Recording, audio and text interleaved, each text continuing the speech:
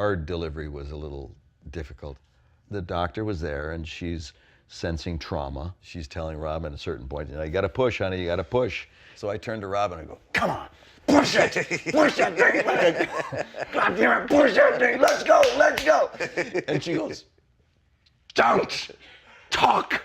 It was like, you got the old shut up, he can talk, but you can't? Yeah, yeah. I am not a children kind of person. I don't really like kids and don't gravitate towards them. They make me nervous when I'm around them. I didn't particularly like myself as a child. I feel about kids the way I feel about most people, which is most of them are annoying. Children are no exception. They're just like annoying short people. Look, my dad, he was a really great dancer. He was a good businessman. He was great at tennis. Didn't love being a dad. It wasn't his thing. Look, my dad's philosophy is child rearing is the woman's province. Right. But you don't think that that's generational? Do you think that it's easier or harder to raise a kid nowadays than when you raised a kid? Medically, it has to be easier now. Medically, it's easier.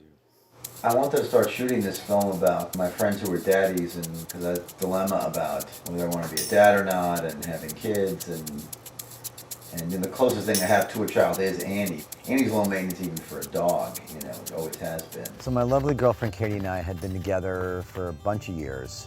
The question was less for us, do we get married, than do we have a kid? We, in the last hour, made the decision to put poor Annie down. As I'm sitting there, crying, dealing with that, our lovely camera operator throws up, and I ask, hey, are you pregnant? And she is pregnant. So, this is from the man who is making a documentary film about how I can't understand why anybody wants to be a father. It's Preg and Nant. I love you, Kate. I love you too. I can't believe we're shooting this. So the documentary changed. I started this journey of asking everyone I could see, my friends, my poker buddies, experts, why did you want to become a father? What's so great about it? How did you handle it? How did it change your life? I promise you it'll all be okay. And the questions don't end, so you keep asking. See, I have a fear that I won't bond somehow. Did you experience any of that? We had the baby, and of course, I had this instant transformation.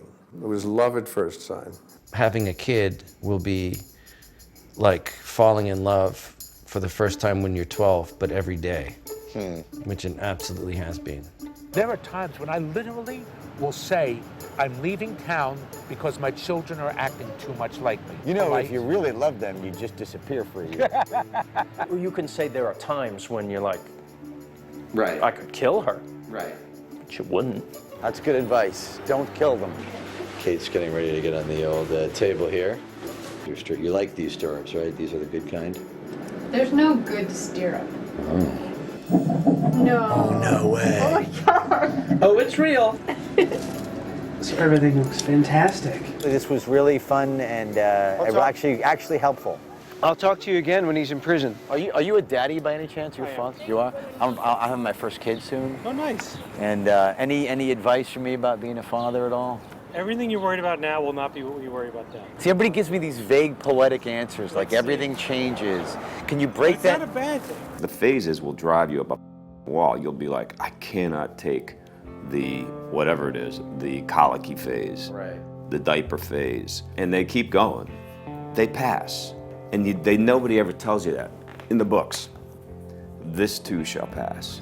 How's it going? Is he kicking it off? Come on, give Daddy a kick. Oh, is that what that one? Yeah. I just felt that.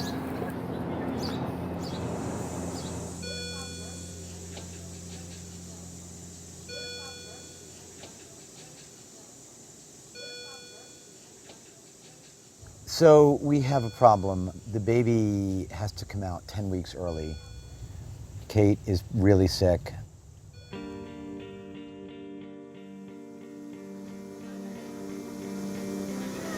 He was born at 2.5 pounds. At 30 weeks, he should have been closer to 3. That's how they knew we had definite get him out situation going on, because once they measured him in there with the ultrasound and saw that he was 2.5, it meant he wasn't getting enough nutrition anymore. All these wires and tubes. No one knows whether the lupus created the preeclampsia or the preeclampsia made the lupus flare up, but they both happened.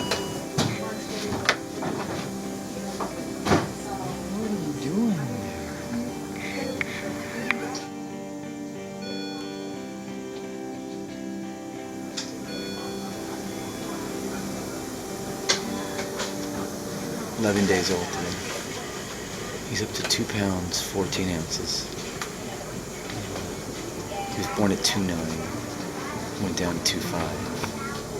He's back at 2'14". He gains an ounce a day. While you're a coconut, that's what you are. It's really just this gigantic ball of fear and love and anxiety and exhaustion. It's the one job that I don't want to f*** up. There you go. Just make sure his head's a little bit higher than his... Is this yeah. good? Oh my God, I never held him before. Oh my God. Until you have a family, you don't have empathy. You don't for have it. empathy. You don't relate to it No. on that base level. Hey, Hal, take a look at Daddy. Take a look at Daddy. Hey.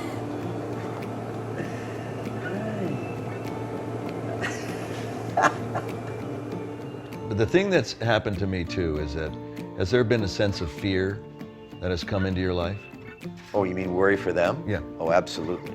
That we've never felt before as men. And until you have a wife and child, and the idea of putting them into that car seat and, you know, it's like, jeez. Yeah. It's one of those things that's a trade-off. You get the joy and the love of this being that you brought in and the tremendous responsibility, and you also get the worry.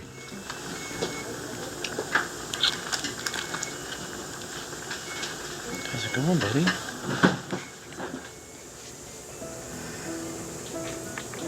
Essentially what happened in that first month after the baby was born was C-sectioned out at 30 weeks, 10 weeks early.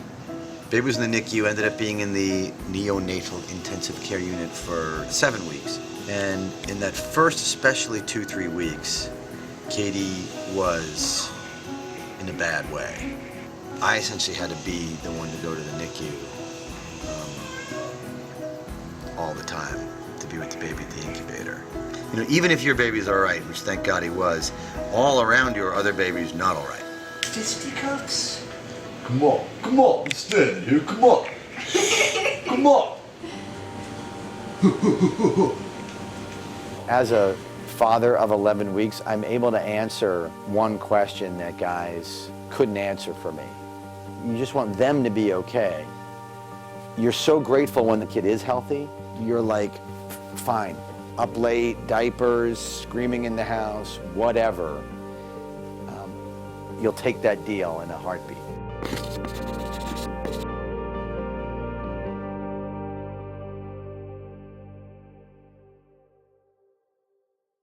You know how that chick in the Blair Witch Project keeps shooting? And they're like, would you turn off the camera? And she's like, you don't understand. It makes me less afraid if I can look through. And then later the guy's like, she's right. When you look through the lens, it's like it's more objectified. That's kind of like how I feel about the whole pregnancy. It's terrifying half the time. But if I'm like pointing a camera at it, it's like, all right, this is a shoot, and you know, it's interesting. And eventually someone will come and take the baby away. Exactly. And then we'll wrap the whole thing, and The baby comes out itself. and we'll be done. The baby will go into post.